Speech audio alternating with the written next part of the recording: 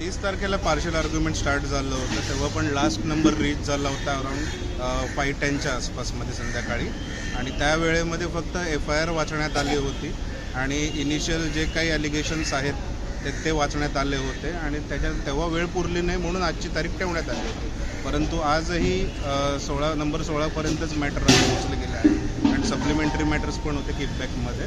त्यामुळे आज रीच झालेलं नाही आहे मॅटर, पण पुढची तारीख आता 17 एप्रिल देण्यात आलेली आहे नेक्स्ट वीकची. मागच्या वेळी जेव्हा पार्शल आर्ग्युमेंट होतं तेव्हा नेमकं काय होतं आर्ग्युमेंटमध्ये? नेमकं मेन म्हणजे काय होतं? महत्त्वाचं असं आर्ग्युमेंट असं काही नव्हतं, त्याच्यामध्ये प्रेझेंटेशन होतं.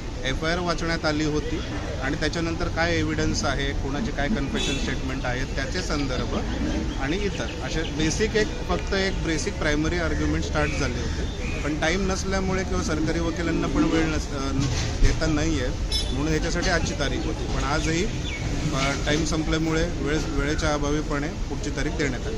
आजची जेव्हा